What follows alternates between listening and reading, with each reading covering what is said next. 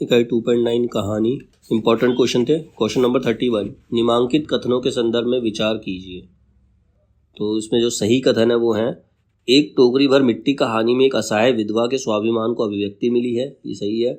दुलाई वाली कहानी पर्दा प्रथा की विसंगति पर आधारित है, ये भी सही है। और कानों में कंगना तत्कालीन सामंती परिवेश में पत्नी और वैश्या के प्रति प्रेम की टकराहट पर आधारित एक भावुकतापूर्ण कहानी है। तो ये तीनों विचार सही है। क्वेश्चन नंबर 32, भोला राम का जीव के संदर्भ में निम्नलिखित कथनों पर विचार कीजिए। अब भोला राम का जीव के संदर्भ में जो सही बातें हैं वो है, इसमें पौराणिक कथा को आधार बनाकर व्यंग्य की निर्मिति की गई है। इसमें सरकारी कार्यालयों में पनप रहे भ्रष्टाचार का मार्मिक चित्रण है और इसमें लाल फीताशाही की अमानवीयता का चित्रण है। क्वेश्चन नंबर 33, आकाशदीप कहानी की घटनाओं को पहले से बाद के क्रम में लगाइए। तो सबसे पहले बंदी द्वारा पोत से संबंध रज्जू को काटना, रज्जू मतलब रस्सी होती है, ठीक है। बुधगुप्त और नायक के बीच फिर द्वंद्व युद्ध, उसके बाद चंपा द्वारा दीपक का जलाना, फिर चंपा और जया द्वारा नौका विहार, फिर लास्ट में है दीप स्तंभ का महोत्सव। क्वेश्चन नंबर 34, सूची 1 और 2 को मिलाइए। इसमें सूची 1 में उसने कहा था में आए पंजाबी शब्द हैं और उनका हिंदी अर्थ।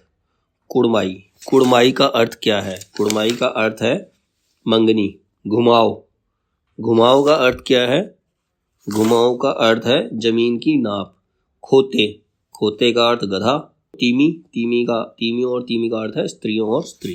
क्वेश्चन नंबर 35, इंस्पेक्टर मातादीन चांद पर कहानी के अनुसार इंस्पेक्टर मातादीन ने चांद पर जाकर जो काम किए उन्हें पहले से बाद के क्रम में लगाइए। तो सबसे पहले उसने क्या किया? थानों में हनुमान मंदिर बनवाए। उसके बाद पुलिस वालों की तनख्वाहें कम कराई।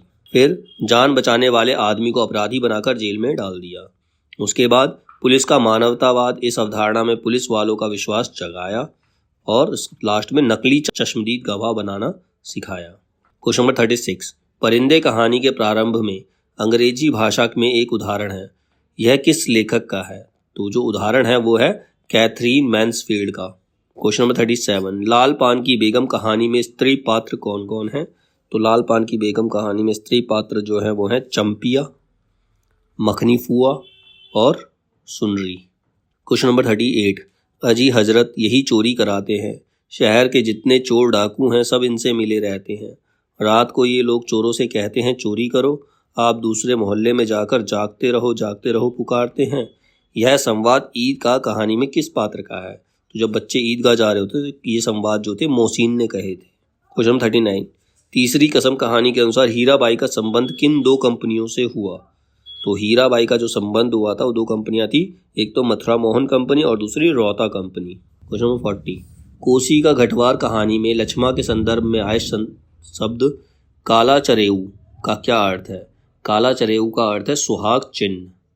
क्वेश्चन नंबर 41, नीचे 2 कथन दिए गए हैं। एक कथन है, पहला कथन कहता है रोज उर्फ गैंग्रीन कहानी के अनुसार मालती के पति का नाम विश्वेश्वर है और एक छोटे से रेलवे स्टेशन के स्टेशन मास्टर है।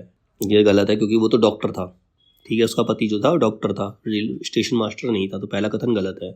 चीफ की दावत कहानी में चीफ के आग्रह पर मां ने एक पुराना टप्पा 2 पत्तर अनारा दे गाकर सुनाया, गलत, वो फुलकारी दिखाई थी। तो कथन 1 और 2 दोनों ही असत्य है। क्वेश्चन नंबर 42, भोला राम का जीव कहानी के अनुसार भोला राम को रिटायर होने में कि कितने वर्ष बाद तक पेंशन नहीं मिली थी? तो भोला राम के रिटायर होने के 5 वर्ष बाद तक भी उसे पेंशन नहीं मिली थी। क्वेश्चन नंबर 43, चीफ की दावत के संबंध में निम्नलिखित कथनों पर विचार कीजिए। इसके बारे में कौन से कथन सही है? इसके बारे में है बॉस के प्रति हार्दिक सम्मान व्यक्त होता है, सही है। मध्यवर्गीय शहरी मानसिकता के खोखलेपन को उजागर करती है और निम्न मध्यवर्गीय परिवारों की संस्कृति का प्रभावी चित्रण कराती है। क्वेश्चन नंबर 44, नन्ननपुर हाट का जिक्र किस कहानी में आया है? तो नन्ननपुर हाट का जिक्र तीसरी कसम उर्फ मारे गए गुलफाम कहानी में आया है। क्वेश्चन नंबर 45, सूची 1 और 2 को मिलाइए। पहले में पात्र है, दूसरे में कहानी है। मालती, तो मालती कौन सी कहानी की पात्र है? मालती जो है गैंग्रीन कहानी की पात्र है। लक्ष्मा, लक्ष्मा कोसी का घटवार की पात्र है। लतिका, लतिका परिंदे कहानी से है। चंपिया लाल पान की बेगम से है। क्वेश्चन नंबर 46, किस कहानी में मांगरोरी की व्यथा से सहानुभूति व्यक्त हुई है? तो राही कहानी में मांगरोरी की व्यथा से सहानुभूति हुई है। क्वेश्चन नंबर 47, निम्नलिखित में से कौन सी कहानी अगय द्वारा रचित नहीं है?